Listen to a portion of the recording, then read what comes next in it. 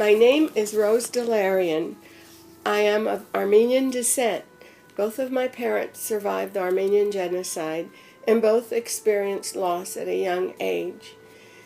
Every day I was not in school, my mother would sit me down and tell me her stories from the genocide. Her devastating experiences began when she was around 4 years old in 1914. The last time she ever saw her family was while she was hiding in her house. She watched as her younger brother, mother, and grandmother were being walked away to their death. Her older sister Haiganush and her cousin Altun all came out of hiding after all the men on horses and the people were gone, and the people left in the village began to travel by night. Older people in their town traveled along with them, all trying to find the safest spots where they wouldn't be found by armed men on horseback. My mother had to hold on to a donkey's tail to keep up with the rest of the group. Once during the night, they were all crossing a river. One of the men that had to carry my mother, because she was too young to walk all the time, they were crossing the river one night when the woman next to him told him, just drop her now. Later that night, she woke up and she found herself all alone in the forest. She survived off of berries and weeds, and she slept at night against a large tree and covered herself with leaves to keep warm. She claimed she had spent time there in the forest for months. One morning she woke up and saw that it had snowed. All the berries and weeds she had been eating were covered, and she couldn't find any other sort of food. She heard dogs barking, and she knew she was near a village. However, she was too frightened by the dogs to go to the village, and she began to cry. Just then, a woman, completely dressed in black, approached her from her left and asked, "Why are you crying?" To which my mother replied, "I'm cold, I'm hungry, and I'm scared." The woman told her, "Do not be afraid, my child. The dogs will not bite you. Just go to the village." Under the woman's black cloak, she carried a basket of red apples and gave my mother a red apple. After this, the woman walked away.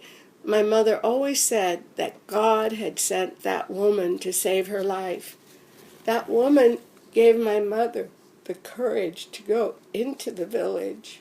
She hid under some steps at the first house she saw and was found by some kids yelling, "There's a dog under there. There's a dog under the steps." Their mother looked under the steps, then took her inside, gave her some warm clothes, and gave her a bowl of soup. She never ever forgot that soup. It was a broth with slices of squash. She would always say that it was so delicious. That soup was incredible to her. She never ever described any other kind of food she had eaten for the rest of her life as delicious as that soup was. Her Turkish name was Badirlia. Her cousin Altun, who was 10 years older than her, saw her one day playing with the Turkish children and called out, "Your name is Margaret, not Badirlia. I know where your sister is."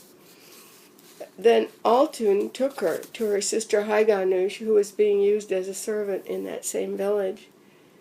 She had to leave her sister because she was too young to be used as a servant, and she was once again left alone to fend for herself. In 1922, a Danish missionary named Maria Jacobsen raised money from Denmark to create an orphanage for Armenian orphans who lost their parents during the genocide of 1914. The orphanage was called Bird's Nest, located in Beirut, Lebanon.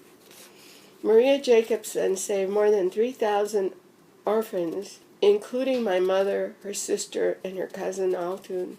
The boys and the girls were separated. They all received basic education and Bible study.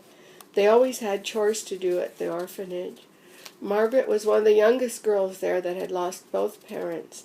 She was there for around 6 to 8 years. The orphans had to leave the orphanage at 16 and find work.